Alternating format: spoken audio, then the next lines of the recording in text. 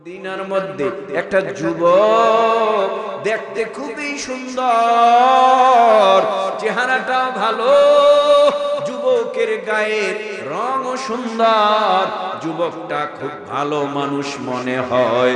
কিন্তু উমর তাকায় দেখে যুবক ফোফায়া ফোফায়া ফোফায়া ফোফায়া কান্না করে আর বলে, ও দয়ার মাওলা, তুমি যদি আমারে মাফ না করো আমার জাহান্নাম ছাড়া উপায় নাই। যুবক ফোফায়া ফোফায়া কান্না করে আর বলে, আল্লাহ তুমি যদি আমাকে পরকালে নাজাত না দাও, ওই জাহান্নামের আগুন ছাড়া আমার উপায় নাই। গড়াগড়ি খায় আর মাপ চায় আর হাউ মাউ করে কাঁদে। হযরতে উমর রাদিয়াল্লাহু তাআলা আনহু বলে, ও যুবক ভাই, তুমি আমারে চিনো? কয়, হ্যাঁ আপনি উমর। কয়, তুমি আমারে চিনো? আমার নাম উমর।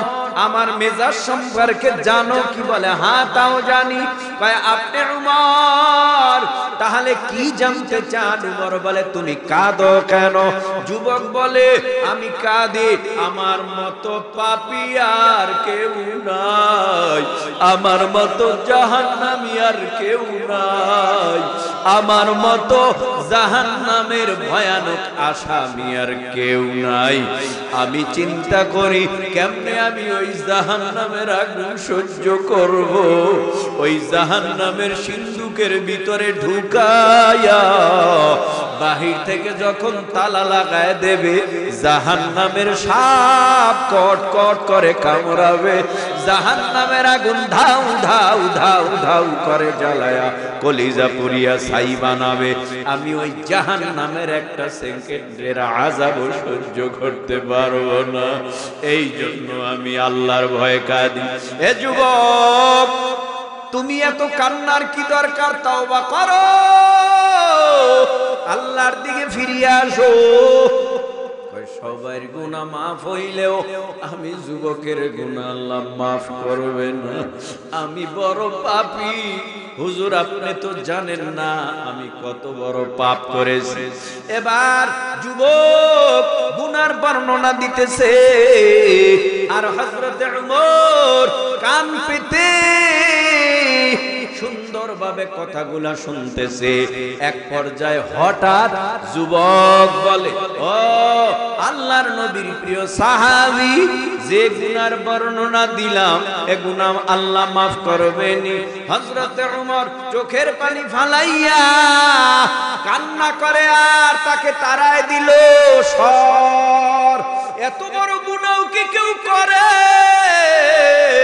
আমিও তো গুনাহগার, যারে না বানাইলে আল্লাহ কিছু বানাইতো না। তারে আমি হত্যা করার জন্য তলোয়ার হাতে নিয়ে গেছিলাম।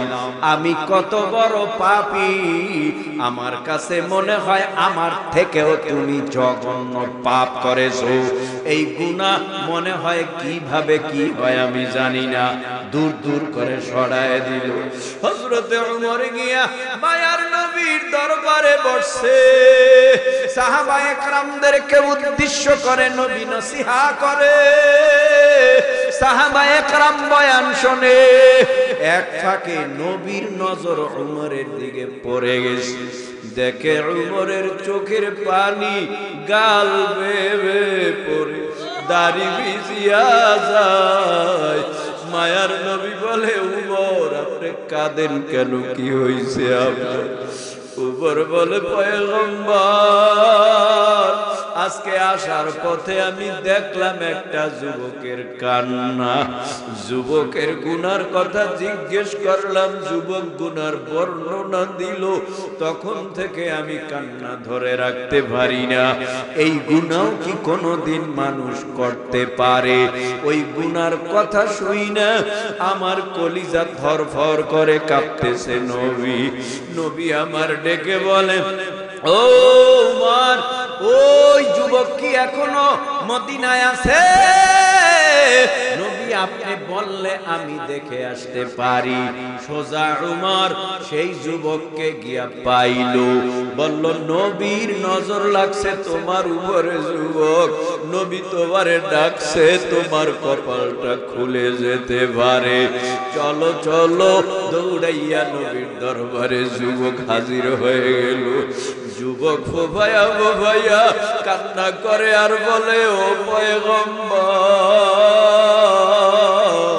যে গুনাহ করেছি আল্লাহ আমারে মাফ করবে কিনা জানি না। এবার নবী বলে, তোমার গুনার বর্ণনা দাও। যুবক এবার গুনার বর্ণনা দিতেছে, উপস্থিত সাহাবায়ে কেরাম শ্রবণ করতেছে। ওয়াইজ ক্বালা রাব্বুকা লিল মালাইকাতি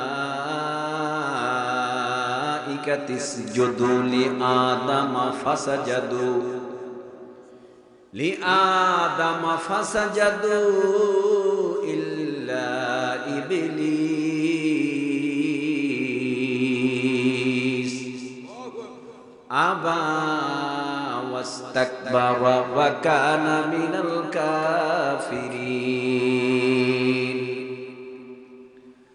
আল্লাহ বললেন, ও ফেরেশতারা, আমি আল্লাহর কুদরতি হাত দ্বারা আদম বানাইলাম, তোমরা সবাই আদম পয়গম্বরকে সিজদা করো। আদম পয়গম্বরকে সিজদা করার জন্য সমস্ত ফেরেশতারা সিজদায় লুটে পড়লেন। উসজুদু লিআদামা ফাসাজাদু, সকল ফেরেশতারা সিজদায় লুটে পড়লেন, ইল্লা, একজন ব্যতীত, ইবলিস সিজদা করলেন না। আল্লাহ পাক রব্বুল আলামিন বলেন, ও ইবলিস, ব্যাপারটা কি? তুই তো মুআল্লিমুল মালাইকা, ফেরেশতারা তোর কথায় উঠে, তোর কথায় বসে, তোরে আমি দায়িত্ব দিয়েছিলাম, ফেরেশতাদের সরদার বানাইছি, কিন্তু তুই এখন কেন আমি আল্লাহর হুকুমের অবাধ্য হলি? আদম রে কেন সিজদা করলি না? এবার ইবলিস যুক্তি দিয়া কয়, ও আল্লাহ, আনা খায়রুম মিন খালাকতানি মিন নার ওয়া খালাকতাহু মিন তিন। আমি কি আদম রে সিজদা করব তুমি এটা মনে করে আসো? না না, আদমের সাথে কি আমার তুলনা হয়? আদম রে বানাইছো আগুন দিয়া না মাটি দিয়া, আমারে বানাইছো না আগুন দিয়া। আদম রে বানাইছো তিন মাটি দিয়া, আদমের সাথে আমার কোনো তুলনা নাই, আদমের চাইতে আমি অনেক গুণে ভালো। আল্লাহ পাক রব্বুল আলামিন সাথে সাথে মুআল্লিমুল মালাইকার খাতা থেকে নাম কেটে জাহান্নামের খাতায় তার নাম উঠায় দিল। আদম নবীকে জান্নাতের ভিতরে আমার আল্লাহ ঢুকায় দিল, এইদিকে এই ইবলিসকে জাহান্নামী বানায় দিল। আদম নবীর সাথে ইবলিসের সাথে শুরু হয়ে গেল শত্রুতা। আল্লাহ পাক রব্বুল আলামিন বলে, ও আদম, আমি আল্লাহ তোমাকে জান্নাতে ঢুকায় দিলাম, যাও জান্নাতের ভিতরে ঢুকো। আদম পয়গম্বরকে জান্নাতের ভিতরে ঢুকায় দেওয়ার পর আল্লাহ পাক রব্বুল আলামিন বলেন, ইয়া আদম উসকুন আনতা ওয়া যাওজুকাল জান্নাতা ওয়া কুলা মিনহা রাগাদান হাইসু শি'তুমা ওয়া লা তাকরাবা হাযিহি শাজারাতা ফাতাকুনা মিনাজ জালিমিন।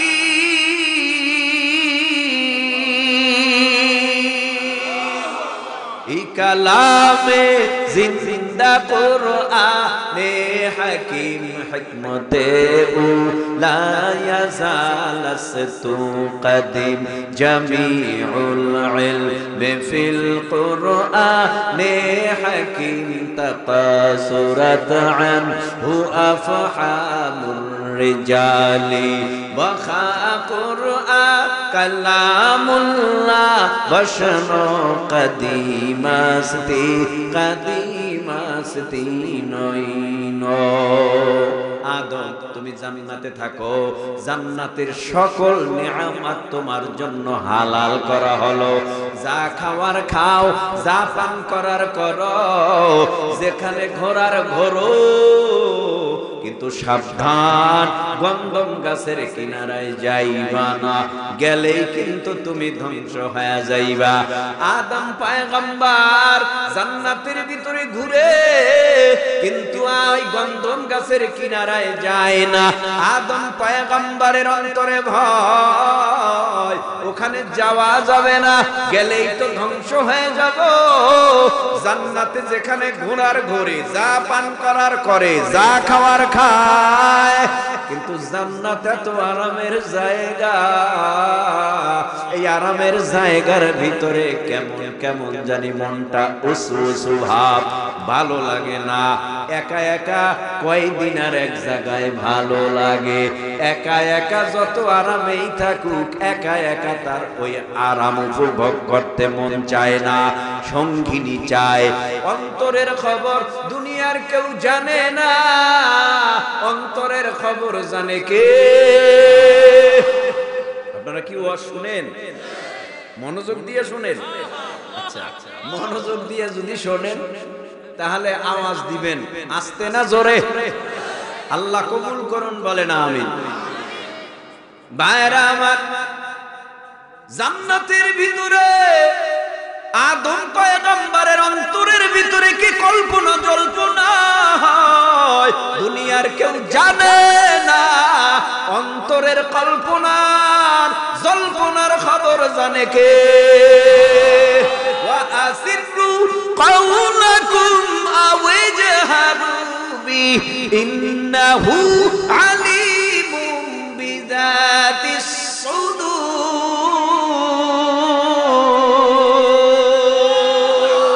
মুসলমানি বুয়াদ গরদান নেহাদান ইনানে খুদ বদসতে খাজাদান গরবসুরাত আদমি ইনসাবুদি আহমদবু জাহলো হানেক সাবুদে আদমিরা আদমি আদলাজমাস উদরাগর বুনা বাশত হিজামাস। আদম পয়গম্বর জান্নাতের ভিতরে, দুই কাঁধে দুইজন ফেরেশতা আছে। অন্তরের মধ্যে কি কল্পনা জল্পনা, অন্তরে কি আল্লাহকে নিয়ে বান্দা ভাবে, নাকি দুনিয়া নিয়ে ভাবে, নাকি টাকা টাকা নিয়ে ভাবে, নাকি বাড়ি গাড়ি করার জন্য ভাবে, নাকি আল্লাহর জান্নাতে যাওয়ার জন্য ভাবে?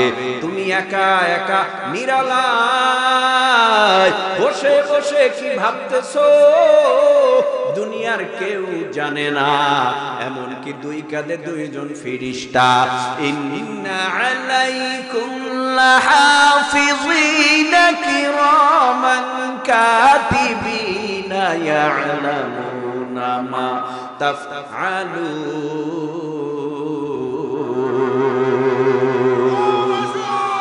দুই কাঁধে দুইজন ফেরেশতা, অন্তরের খবর তারাও জানে না।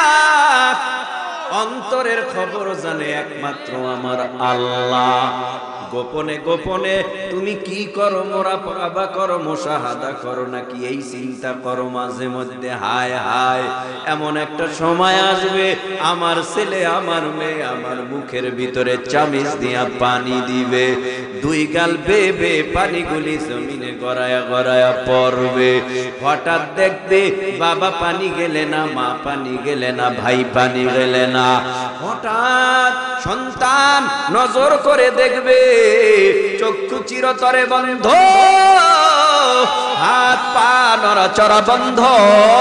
হঠাৎ দেখবে না না এদি মা নাই, না এদি বাবা নাই, না এদি আমার ভাই নাই। দেরি করে করবি না, তাড়াতাড়ি বাঁশ কাঠ বড়ই পাতা দিয়া গরম পানি কর, কাফনের কাপড় আনতে বাজারে যা। ওই গোরস্থানে রাস্তার বেড়ে তাড়াতাড়ি 3.5 হাত ঘর কর। এই বলে মুরাকাবা করে, মুশাহাদা করে। বান্দা একা একা ভাবে আমার কি হবে মরণে, বান্দা একা একা ভাবে আমার কি হবে কবরে, বান্দা একা একা ভাবে কি হবে আমার ওই হাসুরের ময়দানে, বান্দা একা একা ভাবে কি হবে আমার ওই পুলসিরাতের গোড়ায়। যদি আল্লাহ আমারে মাফ না করে, আমার হাতে পায়ে জাহান্নামের আগুনের শিকল লাগাইয়া টেনে টেনে টেনে টেনে জাহান্নামের ভিতরে নিয়ে যাবে। যেই জাহান্নাম চারিদিকে আগুন আগুন আগুন, এই প্রায় 10-11 দিন ধরে আমেরিকাতে আগুন জ্বলতেছে। কি ব্যাপার, এত হেলিকপ্টার দিয়া পানি দেয়, বিমান দিয়া পানি দেয়, এত ফায়ার সার্ভিস, তারপরেও পানি নিভাইতে পারে না, ঠান্ডা করতে পারে না। দুনিয়ার নিয়ম, দুনিয়ার নিয়ম, কোন ঘর যদি পায় আগুনে পুড়ে ছাই বানায়া দেয়। যদি কোনো জঙ্গলে আগুন লাগে, শুকনা গাছও পুড়ে, কাঁচা গাছও পুড়ে। কারণটা কি? দুনিয়ার আগুন এই জমিনের মধ্যে আবার হাতে লাগলে হাত পুড়ে পায়ের ক্ষতি হয় না, আবার পায়ে লাগলে পা পুড়ে মাথার ক্ষতি হয় না। জাহান্নামের আগুন সাধারণ আগুন না, জাহান্নামের শিকল সাধারণ শিকল না।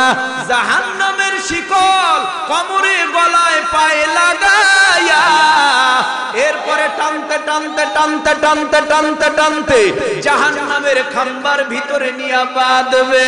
ওই জাহান্নামের খাম্বাটাও আগুনে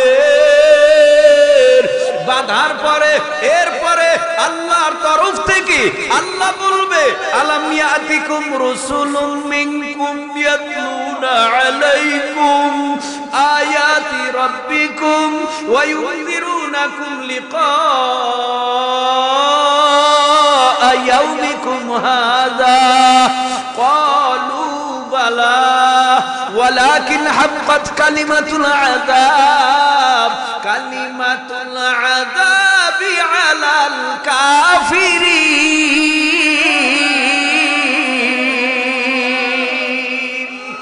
আল্লাহ পাক রব্বুল আলামিনের তরফ থেকে আওয়াজ আসবে, আলাম ইয়াতিকুম রাসূলুম মিনকুম ইয়াতলুনা আলাইকুম আয়াতি রাব্বিকুম, তোমাদের মাঝে কি আমি আল্লাহ আসমানি কিতাব পাঠাই নাই?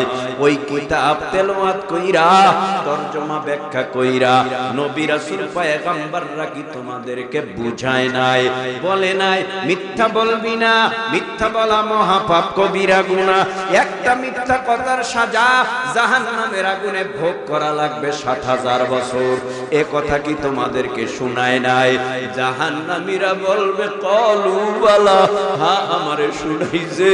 বেনামাজিরে বলবে আনা খাতামুন নাবিয়িনা লা নাবিয়্যা বাদি, আল উলামা ওয়ারাসাতুল আমবিয়া, ইন্নামা ইয়াখশাল্লাহ মিন ইবাদিহিল উলামা।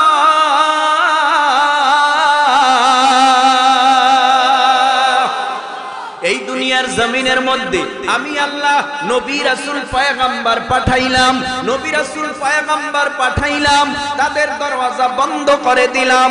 আনা খাতামুন নাবিয়্যিনা লা নাবিয়্যা বাদি, আমার নবী শেষ নবী রাহমাতুল লিল আলামিনকে খতম করিয়া জমিনের মধ্যে আর কোন নবী পাঠাই নাই।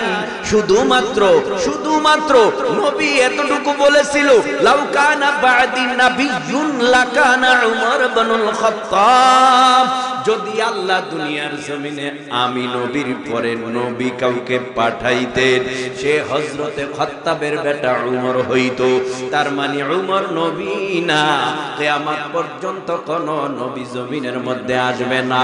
তাহলে জমিনের মধ্যে নবুয়তের দরওয়াজা বন্ধ করিয়া আমি আল্লাহ আল উলামা ওয়ারাসাতুল আম্বিয়া চালু রাইখা তোমার বাড়ির দরওয়াজার কিনারায় কি আমি পাঠাই নাই?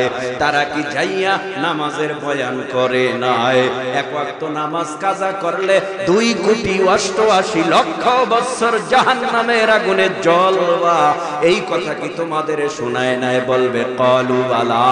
তার মানে সব কথাই বলেছে, আল্লাহর তরফ থেকে অর্ডার আসবে, ওয়ালাকিন হাক্কাত কালিমাতুল আযাবি আলাল কাফিরিন। আল্লাহ পাক রব্বুল আলামিন তাদের উপরে আযাব চাপায়া দেবে। ও ভাই, লম্বা কথা নয়, আমি বলতেছিলাম অন্তরের খবর দুনিয়ার কেউ জানে না। পিসাব জানে না, বিবি সাহেব জানে না, ভাই বন্ধু বান্ধব জানে না, উস্তাদ জানে না, নেতা নেত্রী জানে না, নবীরাও জানে না। অন্তরের খবর যিনি জানে, মোহাব্বতে জিহ্বা নাড়াইয়া উঁচু আওয়াজে বলো তার নাম কি? অন্তরের খবর জানে একমাত্র কেবলমাত্র আমার আল্লাহ। তাই তো আল্লাহ পাক রব্বুল আলামিন দেখে আদম নবীর ভিতরে একটা চাহাত আছে। চাহাত কি চায়? কয় সঙ্গিনী চায়, একা একা ভালো লাগে না, সঙ্গার সাথী দরকার, বন্ধু দরকার, একা একা ভালো লাগে না। বলেই তো জিবরাইল আলাইহিস সালামকে পাঠাইয়া আস্তে করে আদম নবী জান্নাতে আরামে ঘুমায়। হঠাৎ করিয়া বাম পাজর থেকে একটা ছোট্ট বাঁকা হাড্ডি ভেঙ্গে আল্লাহর কাছে জমা দেয়। কারণ আল্লাহ যা পারে দুনিয়ার কেউ তা পারে না। উলালাহু কুন ফায়াকুন, আল্লাহ যখন যা চান তখন তা পারেন। তাই তো এই বাম পাজরের হাড্ডি থেকে আমার আল্লাহ খুব সুরাতি রূপসী কুমারী এমন একটা মেয়ে বানাইয়া আব্বাজানের কাছে বসা করায় রাখলেন। হঠাৎ আব্বাজান ঘুম ভাইয়া দেখে জান্নাতের মধ্যে এত সুন্দর কুমারী রূপসী একটা মেয়ে দেখা তো আমার আব্বাজান পাগল হয়ে গেছে। এত সুন্দর আমার সাথী সঙ্গিনী আমার আল্লাহ বানাইছে। আল্লাহ কয় বানাইছি তোমার জন্য, তাকাইয়া থাইকো না। এখন তাকাইলে হবে পাপ, একটু পরে বিয়ার পরে তাকাইলে হবে তোমার সওয়াব। তার মানে বিয়ার আগে পর নারীর দিকে তাকাইলে হয় পাপ, বিয়ার পর পর নারী আর থাকে না। এগানা হয়ে যাওয়ার পরে তার দিকে তাকাইলে হয় সওয়াব। বিবির দিকে তাকাইলে কি হয়? হ্যাঁ, আর যারা পর নারী এদের দিকে তাকাইলে কি হয়? আব্বাজান কষ্ট হয় আপনার? আব্বাজান আব্বাজান জান্নাতে দেখছে তো বিয়ে হয়ে গেছে। শেষ কথা আমার এখান থেকেই কথাটা আপনার বুঝে নিতে হবে। তো আব্বাজান আম্মাজান বিয়ে হয়ে গেছে, জান্নাতে থাকতেছে। আব্বাজান সতর্ক, আম্মাজান সতর্ক না। কারণ আম্মাজান শয়তানের ধোকায় পড়ে গন্ধম খেয়ে গেছে। শয়তান ধোঁকা দিয়া বলে তুমি একা খেলে চলবে না, তোমার স্বামীরে খাওয়ানো লাগবে, না হলে জান্নাতে থাকতে পারবে না। দুজনে খেলেন, জান্নাতের পোশাক পরে গেল। হঠাৎ আল্লাহ বললেন পায়খানার ব্যাগ হইছে, জান্নাত তো পায়খানার করার জায়গা না। কারণ এই জান্নাত অপবিত্র করা যাবে না, এটা পবিত্র জায়গা। পায়খানা যদি করতে হয় দুনিয়ার জমিনে যাও, দুনিয়াটা হলো পায়খানা করার জায়গা। আল্লাহ দুনিয়ায় পাঠায় দিছে। এই তো লোকজন বাড়তে আরম্ভ হলো। প্রথম একজন, এরপরে দুইজন, এরপরে প্রতি বছর দুইজন দুইজন দুইজন দুইজন দুইজন। বাড়তেছে বাড়তেছে, আল্লাহ পাক রব্বুল আলামিন জানে শয়তান আদম সন্তানদের ধোঁকা দিয়া জাহান্নামী বানায় দেবে। এই জন্য আমার আল্লাহ আদম পয়গম্বরকে আসমানি সহিফা কিতাব দিলেন। আসমানি সহিফা তার মানে আসমানি সহিফা মানে ক্যাটালগ। যেইভাবে সন্তানদেরকে চালাইলে দুনিয়ার জমিন থেকে মৃত্যুর পর জান্নাতে যেতে পারবে, ওই ক্যাটালগ দিয়া জমিনের মধ্যে সন্তানদেরকে বুঝাইতেছে আব্বাজান রাস্তা দুইটা, ফারিকুন ফিল জান্নাহ ওয়া ফারিকুন ফিস সাঈর, জান্নাতের রাস্তা আর জাহান্নামের রাস্তা, এই দুটো রাস্তায় তোমরা চলবা, সাবধান, জান্নাতের রাস্তায় চলো, জাহান্নামের রাস্তায় চলিও না। এইভাবে বলা আরম্ভ হলো। আমার নবীকে আল্লাহর তরফ থেকে একটা ধর্ম দেওয়া হলো, যে ধর্মটার নাম হলো ইসলাম। এই কষ্ট হয়, ফাঁকা টাকা করে গো, উঠে যায়, ভালো লাগে না কার কার? সবার ভালো লাগে কার কার? আল্লাহ দিয়েছে দুই হাত, এক হাত জায়গায় খুব ফুটা নিয়ে নারায়ে তাকবীর, হাত না। আমি মোটেও বিচলিত নয় লোক কম দেখে, হাজার হাজার মানুষও ওয়াজে হয়, আবার কমও হয়। তো আপনারা যে প্যান্ডেল বানাইছেন, আপনাদের মনের থিওরি প্যান্ডেল পুরো বইরে গেছে, ঠিক না? তো প্যান্ডেল তো বইরে গেছে, কোনো চিন্তা নেই। এখানে কয়জন মানুষ হইবেন মাথা গোনা? 200-100, হ্যাঁ 200-250। ওই তুমি যাও, কই ওঠা যাবে না? আপনাদের কষ্ট লাগে? তো আমি বলতেছিলাম লোক কম থাকলে বিচলিত হওয়ার কিছু নাই, কারণ মুসলমানদের কাফেলায় লোক ছিল মাত্র 313,000। বেঈমানের মোকাবেলায় আল্লাহ মুসলমানদেরকে বিজয় দান করেছে। বদরের ময়দানে বেঈমানদের বিরুদ্ধে মুসলমানদেরকে বিজয় দান করেছেন মাত্র 313 জন। আমাদের পাশের দেশ ইন্ডিয়া নাকি এগো অনেক পাওয়ার, এগো নাকি লোকের অভাব নাই, এদের কামানের অভাব নাই, বিমানের অভাব নাই, অস্ত্রের অভাব নাই, ট্যাঙ্কের অভাব নাই, ক্ষেপণাস্ত্রের অভাব নাই। এরা খালি স্লোগান দেয়, খবরদার, মাঝে মধ্যে মুসলমানদেরকে উস্কায়া দেয়। এই গতকালকেও তো দেখলাম মুসলমানদের বর্ডারে, মুসলমানদের জমির তারা গাছ কেটে নেয়, ফসল নষ্ট করে ফেলে। কি ব্যাপার? উদ্দেশ্য কি? এই 15টা বছর তো আমরা দেখলাম ঠিকই চলছে, ঠিকই ভালোবাসা আছে, কিন্তু হঠাৎ করে দেখলাম আমরা বর্ডারের ভিতরে উত্তেজনা বারবারই হয়, আগেও হতো, এখনো হয়।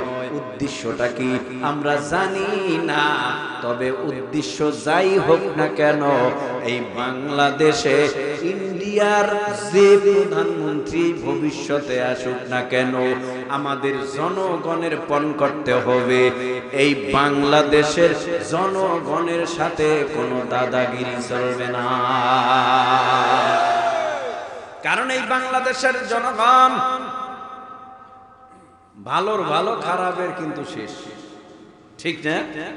যখন ভালো কিচ্ছু বলে না, আবার যখন খারাপ তখন কিন্তু সব উলট পালাট করে ফেলে। এটা বাংলাদেশ, ঠিক না? আল্লাহ আমাদের বুঝদান বলে না আমি। তাহলে কম লোক দেখে বিচলিত হওয়ার কিছু নাই। আপনাদের তাকবীরের আওয়াজ চাই, মুহাব্বতে উঁচু আওয়াজে সবাই বলেন আল্লাহু আকবার। হয় না এই আওয়াজে হবে না, আরো উঁচু আওয়াজ দেন আল্লাহু আকবার। নাস্তিকতা নিপাত যাক, দিন ইসলাম জিন্দাবাদ। নাস্তিকতা নিপাত যাক, দিন ইসলাম জিন্দাবাদ। কোটি প্রাণের একই আওয়াজ, খোদাদ্রোহী ছাড় পাবে না, এই বাংলায় ঠাই হবে না। মুসলমানরা জেগেছে আজ, জোর কদমে সামনে চলো, বজ্র কণ্ঠে আওয়াজ তুলো, বজ্র কণ্ঠে আওয়াজ তুলো। জোর কদমে সামনে চলো, বজ্র কণ্ঠে আওয়াজ তুলো। সবাই মিলে একই তালে দাও না স্লোগান, নারায়ে তাকবীর, নারায়ে তাকবীর। কোরআন সুন্নাহর আলো ঘরে ঘরে জালো, মাদ্রাসা যেখানে, মসজিদ আছে যেখানে, হক্কানি পীর যেখানে, টুপিওয়ালা যেখানে, আলেম ওলামা যেখানে। এই স্লোগান ভাল লাগে না? এক কাপ চায়ের বিনিময়ে শুরু হবে নির্বাচন আসলে, পিছনে ঘোরাঘুরি আর বিড়ি টানবে, আর বাসায় যাইয়া চা টানবে। এই মেম্বার, আপনি এবার খুব ভালো সাপোর্টার, আপনি খুব মজার মানুষ, আপনি কম খাওয়াইলেন না জনগণ রে, আপনিই পাস। ও যাইয়া আর একজনকে কয় আপনিই পাস, আর একজনকে যাইয়া কয় আপনিই পাস। মানে যার কাছে যায় তারটাই খায় আর কয় আপনিই পাস। বুঝা গেল এই স্লোগানে তুমি পরকালে নাজাতের ব্যবস্থা নাই। যেই স্লোগান আমরা দিতেছি, এই স্লোগানের বিনিময়ে পরকালে নাজাতের ব্যবস্থার সম্ভাবনা। এবার আসেন, আমি যেই আয়াতে কারিমা তেলাওয়াত করেছি, এই আয়াতের উপরে কিছু কথা বলে যাই। আল্লাহ পাক রব্বুল আলামিন গোটা পৃথিবীর মানব জাতিকে উদ্দেশ্য করে বলেন, ইয়া আইয়ুহান নাস ইত্তাকু রাব্বাকুম। হে গোটা পৃথিবীর মানব মণ্ডলী, মানব জাতিরা, তোমরা আমি আল্লাহকে ভয় করো। কাকে কাকে? আল্লাহ পাক রব্বুল আলামিন বলেন আমারে ভয় করো। এ ভয়ের অনেক আয়াত আছে। আল্লাহ অন্য এক আয়াতে বলে, ইয়া আইয়ুহাল্লাযীনা আমানুত্তাকুল্লাহ ওয়া কুনু মা'আস সাদিকিন। হে ঈমানদারেরা, তোমরা আমি আল্লাহকে ভয় করো, তোমরা একজন হক্কানি আহলে হক আল্লাহওয়ালার সংস্পর্শ লাভ করো, তার মানে সাদিকিনদের সঙ্গে চলো। ও ভাই, নবীর যুগে, আমার নবীর যুগে, নবী ছাড়া, আল্লাহ ছাড়া, নবীর দলে, আল্লাহর দলে, ইসলামের দলে, তাওহীদের দলে কেউ ছিল না। প্রথম পর্যায়ে নবী কালেমার কথা কয়, ইসলামের কথা কয়, কোরআনের কথা কয়, কিন্তু কেউ নবীরে মানে না। হঠাৎ করিয়া আল্লাহর কাছে নবী চোখের পানি ফালাইয়া কান্না করে আর বলে, আল্লাহ আপনি ছাড়া আমার আর কেউ নাই, আপন নাই, কেউ আমারে নবী মনে করে না, মানে না। আল্লাহ বলে, নবী আপনার টেনশন নাই, আমি আল্লাহ সকলের আগে আপনাকে নবী বলে স্বীকার করে নিলাম। এমন একটা দিন আসবে নবী, সারা দুনিয়ায় ইসলামের পতাকা পতপত করে উড়বে। আপনার টেনশন নাই, আপনাকে নবুয়াত দিলাম, আপনি নবুয়াতি দায়িত্ব পালন করেন। দাওয়াত দেওয়া আপনার কাজ, কবুল করার কাজ হলো আমি আল্লাহ। এইভাবে করে নবী কালেমার দাওয়াত দেয়। বেঈমানেরা আদা জল খেয়ে নেমেছে, নবীরে রাখবে না, হত্যা করে ফেলবে। এক নবীর দুশমন ছিল, নাম ছিল হযরতে উমর, খাত্তাবের বেটা উমর। হাতে তলোয়ার নিয়ে যায়, নবীরে রাখবে না, মেরে ফেলবে। এই উমর কালেমা পরে মুসলমান হয়ে যাওয়ার পর সমস্ত বেঈমানেরা উমরের ভয় থরথর করে কাঁপে। শুধু বেঈমানেরা না, শয়তানও কাঁপে। যেই রাস্তা দিয়া হযরতে উমর যায়, ওই রাস্তা দিয়া 40 দিন পর্যন্ত শয়তান যেতে সাহস করত না। হযরতে উমর ফারুক রাদিয়াল্লাহু তাআলা আনহু কালেমা পড়ে মুসলমান হয়ে যাওয়ার পর নবীর সুহবত ছাড়া ভালো লাগে না, নবীর সুহবতে যায়, নবীর নুরানি রুহানি বয়ান শুনে আর নবীর মায়াবী চেহারা দেখে ক্ষুধার্ত থাকলে পেট ভইরা যায়, নবীর কথা শুনলে চোখের পানি অটোমেটিক টলটল করে পড়ে যায়। নবী যেরকম কাঁদাইতো সেরকম নবী আবার মুস্কি হাসাইতো, কোনো অভাব ছিল না নবীর দরবারে, সব দিকেই নবী আমার সাহাবীদের দিকে নজর রাখতো। হঠাৎ একদিনের ঘটনা, হযরতে উমর ফারুক রাদিয়াল্লাহু তাআলা আনহু রওনা করেছে মায়ার নবীর নুরানি রুহানি চেহারা দেখার জন্য, নুরানি রুহানি বয়ান শোনার জন্য, মায়াবী চেহারা দেখবে, কারণ বাড়িতে বসে ভালো লাগে না। ও ভাই, আপনারা যে যার পাগল, তার কথা শুনলে তার সাথে দেখা করতে যান। ওই উজানির হযরতেরা যদি আসে, আপনারা যারা উজানির হযরতের ভক্ত আর পাগল, তার বয়ান শোনার জন্য তার কাছে গিয়ে হাজির হয়ে যান। যারা চরমনারী ভক্ত, চরমনারী পাগল, ওই চরমনারী শায়েখ আসবে কোথায়, কোন দিন আসবে, কখন আসবে, কোন জায়গায় আসবে, তার কথা শোনার জন্য আপনারা পাগল হয়ে যান। তদানীন্তন সময় আমার মায়ার নবীর কথা শোনার জন্য সাহাবায়ে কেরাম যাহারা ছিল, ঘরে মন টিকতো না, বাড়িতে মন টিকতো না, নবীরে না দেখলে মোটে ভালোই লাগতো না। হযরতে উমর ফারুক রাদিয়াল্লাহু তাআলা আনহু নিজের কক্ষ থেকে বের হইয়া নবীর দরবারে রওয়ানা। একদিনের ঘটনা, হযরতে উমর রাদিয়াল্লাহু তাআলা আনহু নজর করে তাকায় দেখে মদিনার মধ্যে একটা যুবক, দেখতে খুবই সুন্দর, চেহারাটাও ভালো, যুবকের গায়ের রঙও সুন্দর, যুবকটা খুব ভালো মানুষ মনে হয়। কিন্তু উমর তাকায় দেখে যুবক ফোফায়া ফোফায়া ফোফায়া ফোফায়া কান্না করে আর বলে, ও দয়ার মাওলা, তুমি যদি আমারে মাফ না করো আমার জাহান্নাম ছাড়া উপায় নাই। যুবক ফোফায়া ফোফায়া কান্না করে আর বলে, আল্লাহ, তুমি যদি আমাকে পরকালে নাজাত না দাও, ওই জাহান্নামের আগুন ছাড়া আমার উপায় নাই। গড়াগড়ি খায় আর মাপ চায় আর হাউ মাউ করে কাঁদে। হযরতে উমর রাদিয়াল্লাহু তাআলা আনহু বলে, ও যুবক ভাই, তুমি আমারে চিনো? কয়, হ্যাঁ, আপনি উমর। কয়, তুমি আমারে চিনো? আমার নাম উমর। আমার মেজাজ সম্পর্কে জানো কি? বলে, হ্যাঁ, তাও জানি। কয়, আপনি উমর, তাহলে কি জানতে চান? উমর বলে, তুমি কাঁদো কেন? যুবক বলে, আমি কাঁদি, আমার মতো পাপী আর কেউ নাই, আমার মতো জাহান্নামী আর কেউ নাই, আমার মতো জাহান্নামের ভয়ানক আসামি আর কেউ নাই। আমি চিন্তা করি কেমনে আমি ওই জাহান্নামের আগুন সহ্য করব।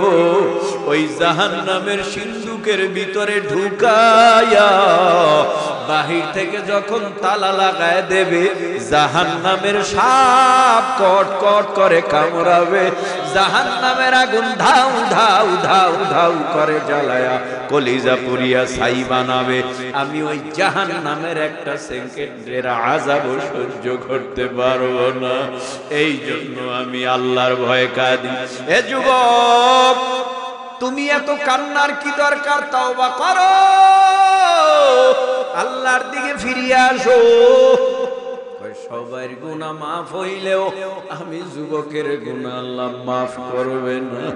আমি বড় পাপী হুজুর, আপনি তো জানেন না আমি কত বড় পাপ করেছি। এবার যুবক গুনার বর্ণনা দিতেছে আর হযরতে উমর কান পেতে সুন্দরভাবে কথাগুলা শুনতেছে। এক পর্যায়ে হঠাৎ যুবক বলে, ও আল্লাহর নবীর প্রিয় সাহাবী, যে গুনার বর্ণনা দিলাম এ গুনাহ আল্লাহ মাফ করবেনি। হযরতে ওমর চোখের পানি ফালাইয়া কান্না করে আর তাকে তাড়ায় দিল। সর, এত বড় গুনাহ কি কেউ করে? আমিও তো গুনাহগার, যারে না বানাইলে আল্লাহ কিছু বানাইতো না। তারে আমি হত্যা করার জন্য তলোয়ার হাতে নিয়ে গেছিলাম।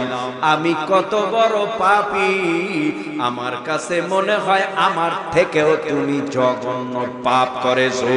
এই গুনাহ মনে হয় কিভাবে কি হয় আমি জানি না, দূর দূর করে সরায় দিল।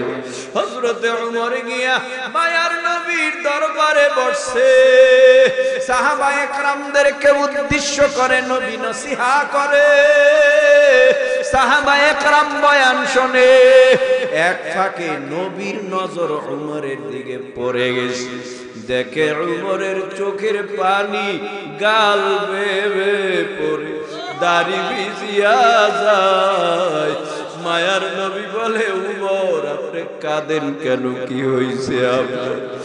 ওমর বলে, পয়গম্বর আজকে আসার পথে আমি দেখলাম একটা যুবকের কান্না।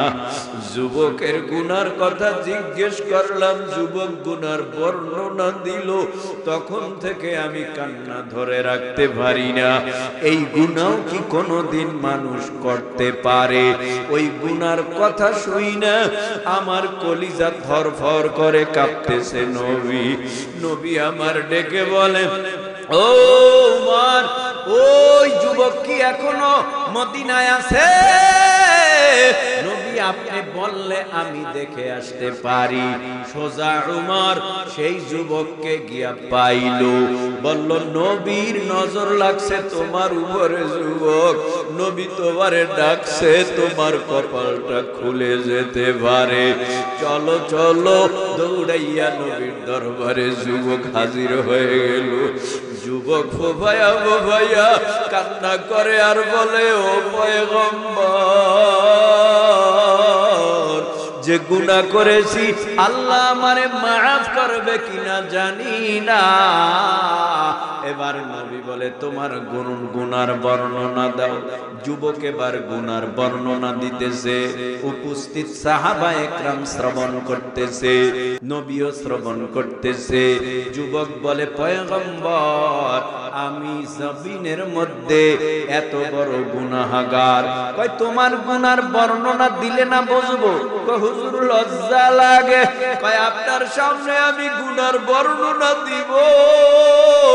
আমার লজ্জা হয়। না না, গুনার বর্ণনা না দিলে আমি বুঝবো কিভাবে? যুবক বলে, পয়গম্বর আমি এই মদিনার মধ্যে সবচাইতে বড় চোর। তুমি চুরি করছো? বলে, হ্যাঁ। তওবা করো, মাফ করে দিবে। কি হুজুর আপনি কি বললেন? শুধু গুনাহ, শুধু গুনাহ, শুধু চুরির গুনাহ না, আরো বড় গুনাহ বর্ণনা দেয়। আর বলে, পয়গম্বর আমি কারো ঘরের মালামাল চুরি করি না, আমি কারোর ঘরের গহনাগাটি চুরি করি না, আমি কারো ঘরের দামি টাকা পয়সা নেই না। আমি চুরি করি কাফনের কাপড়। যারা মরিয়া যায় ওই তাজা লাশটা উলঙ্গ কইরা আমি তাজা কাপড়টা চুরি কইরা নিয়া বাজারে বিক্রি করি। এটাই হলো আমার কাজ, এটা দিয়েই আমার সংসার চালাই, আমার জীবন পরিচালনা করি। হায় হায়, তুমি এই গুনাহ করেছো, আল্লাহর কাছে তাওবা করো, আল্লাহর কাছে ফিরে আসো, আল্লাহ তোমারে মাফ করে দিবে। কয়, না হুজুর, এখানেই সমাপ্ত না, এমন একটা গুনাহ এই মদিনার মধ্যে সুন্দর রূপসী কুমারী একটা মেয়ে, যেই মেয়ে অনেক বড় আবিদা জায়েদা খালেসা, যেই মেয়েটা নামাজ বন্ধ দেয় না, রোজা বন্ধ দেয় না, ফজরের পর সূরা ইয়াসিনের তেলাওয়াত তেলাওয়াত, যোহরের পর সূরা ফাতিহা অথবা আর রহমানের তেলাওয়াত, আসরের পর সূরা নাবার তেলাওয়াত, মাগরিবের পর সূরা ওয়াকিয়ার তেলাওয়াত, এশারের পর সূরা মুলকের তেলাওয়াত। তেলাওয়াত বন্ধ ছিল না, নফল রোজা বন্ধ ছিল না। জমিনের মধ্যে মাঝে মাঝে তাহাজ্জুদে সেজদায় কাটাইতো। এই যুবতীটা এত সুন্দরী ছিল। ও পয়গম্বর, মদিনার অনেক যুবকরা প্রেমের প্রস্তাব দিয়েছে, প্রস্তাব প্রত্যাখ্যান করেছে হারাম বলে। তার মানে মেয়েটা জীবনে একটা গুনার স্পট শরীরে লাগায় নাই।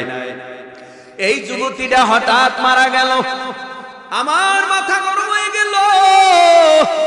এই যুবতী কোথায়, কোন সময় কাফন দেওয়া হয়, দাফন করা হয়?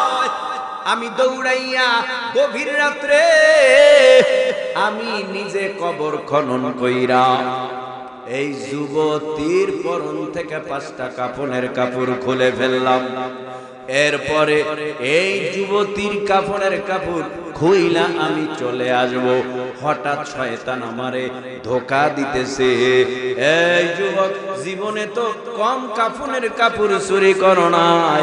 যেই মেয়েটা আজকে দেখতেছ কবরে, শয়তান ধোঁকা দিয়া বলে এমন মেয়ে জীবনে কোনোদিন দেখো নাই।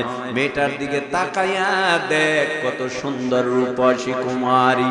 মেয়েটার দিকে তাকাইছে, শয়তানের ধোঁকায় পইরা নবী এই মেয়েটার সাথে আমি জিনায় লিপ্ত হয়ে গেলাম। কবরের মধ্যে আমি জিনা করলাম। হঠাৎ জিনা করে আমি কবর থেকে উঠে যাব। হঠাৎ মনে হলো, আমার খেয়াল হলো, অথবা আমার ভিতরে একটা ভয় পয়দা হলো। আমি খেয়াল করলাম মেয়েটা জীবিত হইয়া আমার সাথে কথা বলে আর বলে, এ যুবক, জীবনে কত অন্যায় করেছো, জীবনে কত অপরাধ করেছো, কত মেয়ের সতীত্ব নষ্ট করেছো। আমি কি জানো, জীবনে একটা গুনার স্পট লাগাই নাই। আল্লাহ বেজার হবে এমন কোন কাজ আমি করি নাই। আজকে তুমি কবরের মধ্যে আমার নাপাক বানায়া দিলা। তোমার মতো অসভ্য আর কেউ নাই। পরকালে আল্লাহর আদালতে তোমার বিরুদ্ধে আমি মামলা দায়ের করব। দেখবো ওই দিন তুমি কোন জায়গায় ভেগে যাও। এই বলে নবী, আমি ভয় পাইছি, আমি গুনাহগার, আল্লাহ কি আমারে মাফ করবে? মায়ার নবী বলে, সাহাবীরা কাঁদে, নবীও কাঁদে, বলে যা যা যা যা, আমার কাছে জায়গা নাই। এত বড় গুনাহ কি কেউ করে? এত বড় পাপ কি কেউ করে? কাফন চুরি করা, কবরের মধ্যে মুর্দার সাথে জিনা করা, কবরবাসীর সাথে জিনা করা, এত বড় পাপ কি কেউ করে? যা, তুই আমার থেকে দূরে সরিয়া যা। এবার যুবকটা হামাগুড়ি দিয়া চোখের পানি ফালাইয়া আল্লাহরে ডেকে বলে, আল্লাহ, কারো কাছে আমার জায়গা নাই। ও আল্লাহ, আমারে সবাই তুচ্ছ মনে করে, কারণ আমি পাপী। নবীর কাছে গেছিলাম বড় আশা নিয়া, নবীও তারাই দিছে। সবাই ঘৃণা করে, পাপী, আমি পাপী। ও আল্লাহ, আমি কই যাব? তুমি আমারে মাপ যদি নাও করো, তোমার দরবার ছাড়া আমার দরবার নাই। এই বলে যুবকটা মদিনার বড় উঁচু পাহাড়ে উঠে গেল। পাহাড়ে উঠা সেজদা ভরিয়া কান্না করে আর বলে, আল্লাহ, তুমি ছাড়া আমার আর কেউ নাই। সবাই দূর দূর করে তারাই দিছি, সবাই আমারে ঘৃণা করে, কারণ আসলেই তো আমি ঘৃণার পাত্র হয়ে গেছি, আমি ঘৃণিত। তোমার কাছে আবদার জানাই, গুনাহ যেহেতু করিয়াই ফেলেছি, তোমার দরবারে তো হাজির হয়েই গেছি। তুমি আমারে মাফ যদি নাও করো, আমি কার দরবারে গিয়া মাপ চাবো? মাপ পাবো না। না, তোমার দরবার থেকে আমি 1 ইঞ্চি পরিমাণ পিছপা হটব না। খানার খবর নাই, যুবকের ঘুমের খবর নাই। একদিন, 1 সপ্তাহ, 2 সপ্তাহ, 10, 20, 30 দিন, 40 দিন পার হয়ে গেল। ওই পাহাড়ে কান্না করে, আল্লাহ তুমি আমারে মাফ করো, মাফ করো, মাফ করো। হঠাৎ একদিন আমার আল্লাহর কুদরতি কলিজাটা ঠান্ডা হয়ে গেছে। জিবরাইল আলাইহিস সালামকে পাঠায় দিল। 40 দিন পর মসজিদের মধ্যে মায়ার নবী সাহাবায়ে কেরামদের দিকে মুখ ফিরাইয়া বসা। হঠাৎ করে জিবরাইল আলাইহিস সালাম আয়েশা বলে, ও পয়গম্বর, আল্লাহ কিছু প্রশ্ন করতে বলেছেন আপনাকে, আপনি উত্তর দিবেন। আল্লাহর তরফ থেকে আমার প্রশ্ন, সারা দুনিয়া কে বানাইছে? কয় আল্লাহ। সারা দুনিয়ার মাখলুক কে বানাইছে? নবী কয় আল্লাহ। সমস্ত মাখলুকের খানার আয়োজন কে করে? কয় আল্লাহ। সবই আল্লাহ। বান্দা যদি অন্যায় করে, মাফ কে করে? আপনি না আল্লাহ? কয় আল্লাহ। 40 দিন আগে একটা জিনাকার কাপনচোরা যুবক আপনার কাছে আসছিল, আপনার কাছে তো যুবকের জায়গা হয় নাই, আল্লাহর আদালতে যুবকের জায়গা হয়েছে। আল্লাহ তো এই যুবকের জীবনের গুনাহ মাফ কইরা দিছে। আপনি এখন তাড়াতাড়ি যান, যুবকরে গিয়া বুকে টাইনা নেন। আমার আল্লাহ যুবকের নাম জাহান্নামের খাতার থেকে কাইটা এই গুনাহগার যুবককে জান্নাতের মেহমান বানায় দিছে। আল্লাহর ভয় যখন অন্তরের ভেতরে ঢুকে, গুনাহকে অনেক ভয় করে, গুনাহকে অনেক ভয় করে। ইয়া আইয়ুহান নাসুত্তাকু রাব্বাকুম, আমরা ভয় কারে করব? কারে করব? কারে করব? আল্লাহকে ভয় করব। আল্লাহর ভয় অন্তরের ভিতরে ঢুকাইতে হবে, না হলে ভবিষ্যৎ প্রজন্মের অবস্থা খারাপ হবে। কেমন জাননি? একটু ইঙ্গিত দেই, শুনে নাও। ইন্না জালজালাতাস সাআতি শাইউন আযীম। আল্লাহ বলেন কিয়ামতের প্রকম্পন, ভূমিকম্প, গর্জন, হুঙ্কার বড় মারাত্মক। কে দেবে হুঙ্কার? ঘুমাইতেছে মনে হয়। কে দেবে হুঙ্কার? আল্লাহ হুঙ্কার দেবে কি? এই কে বিচারক? এই কার রাজত্ব? এই কে আজকে হাকিম? বলো। কোনো আওয়াজ নাই।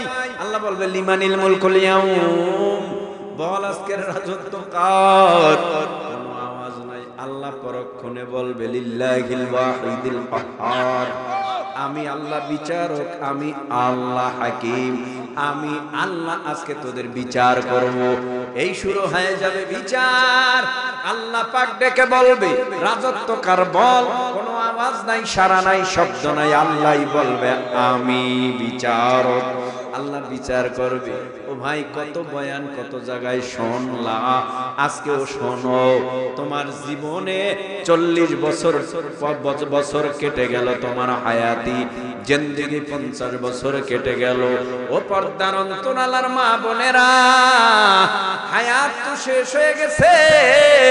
এই হায়াতের মধ্যে কত হাজার মিথ্যা কথা আছে, কত হাজার জেনার গুনাহ আছে, কত হাজার মদের গুনাহ আছে, কত হাজার পরনিন্দার গুনাহ আছে।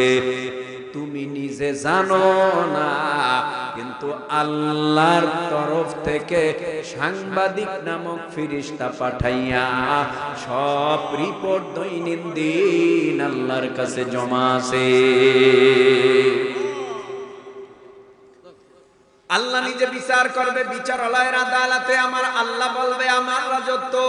ও ফেরেশতারা, এ বান্দা তো আসছে, এর হিসাব হবে, খুব কড়া হিসাব হবে। আপনারা বাজারে গেলে যদি বলেন আমারে পেঁয়াজ দেন, তো বিক্রেতা বলে কত কেজি, আপনি বলেন 5 কেজি, তো 5 কেজির পাল্লায় উঠায় দেয়। আপনি চাইলেন আর সেও দিল, কিন্তু মন খুশি নয়। 100 টাকার পেঁয়াজ আমি কতটুকু পাবো মেপে দেন, বলেনি কেন? যদি মেপে না দেওয়া হয় উভয়ের মধ্যে দিলে তৃপ্তি আসে না, আস্থা থাকে না। এজন্য মাইফা মাইফা কয় 1 কেজি ডাল দাও, 1 কেজি পেঁয়াজ দাও, 1 কেজি আলু দাও, মাইফা বাস ভাল লাগছে। যখন তুমি 1 কেজির কমাইলে আনো না, আর বিক্রেতাও পাল্লা ছাড়া বেচে না, কিয়ামতের ময়দানে তুমি যেন আল্লাহরে বলতে না পারো আল্লাহ আমার উপরে জুলুম করেছে। এজন্য আল্লাহ বলবে ফাআম্মা মান সাকুলাত মাওয়াজিনু ফাহুয়া ফি ঈশাতির রাদিয়া। ও ফেরেশতারা, এই বান্দার 60 70 80 90 100 বছরের আমলনামাটা মিজানের পাল্লায় দিয়া ওজন দাও। মিজানের পাল্লায় নেকি বদি ওজন দিবে, এক পাশে নেক আর এক পাশে বদ। নেকি বদি ওজন দেওয়ার পর যারা আমলনামায় গুনাহ বেশি তার গুনার পাল্লা হালকা, যারা আমলনামায় নেক বেশি তার নেকের পাল্লা হালকা। সূরা কারিয়ার শেষ অংশে আল্লাহ বলেন যার নেকের পাল্লা ভারী আল্লাহ বলেন তার ঠিকানা জান্নাত। ইনতালিকু বিআবদি ইলাল জান্নাহ। আর যার নেকের পাল্লা হালকা গুনার পাল্লা ভারী আল্লাহ বলবে ইনতালিকু বিআবদি ইলান নার। ও ফেরেশতারা, এই নাফরমানের উপরে আমি নারাজ, ওরে ধইরা ধইরা জাহান্নামের ভিতরে ফিক্কা মেরো। ভাইরা আমার, এখানে যারা বসলাম আমরা, এই এলাকার ভিতরে কবর নাই, কথা কয় না, এলাকার ভিতরে কবর আছে। আমারও মরতে হবে, আপনারও মরতে হবে, কিন্তু কোন সময় মরবেন বলেন? আল্লাহর আদালতে আমারও দাঁড়াতে হবে, আপনারও দাঁড়াতে হবে। কোন সময় দাঁড়াবেন? মৃত্যুর পরে আল্লাহর আদালতে যেতে হবে, তাই না? আসুন আমরা একে অপরের বন্ধু হই, শত্রু না হই। আল্লাহুম্মা আমিন। রব্বানা আতিনা ফিদ দুনিয়া হাসানাতাও ওয়া ফিল আখিরাহ হাসানাতাও ওয়া কিনা আযাবান নার। রব্বানা ফাগফির লানা যুনুবানা ওয়া কাফির আন্না সাইয়্যাতিনা ওয়া তাওয়াফানা মা'আল আবরার। رب ارحمهما كما ربياني صغيرا رب ارحمهما كما ربياني صغيرا बता हमको तेरे राह किस तरफ है, तेरे राह पर चल हमको खुदाया। बुजुर्गी की नहीं हमको जरूरत, गुलाम अपना बना हमको खुदाया। ए जीवने ना करिलाम बंदेगी, गुनाह करे काटाइलाम जिंदगी। अपन हाथे बंदा माওলা बनाया, केमने दीवे জাহান্নামে ফালায়া। সকলেরই দরজা হইতে ফিরিয়া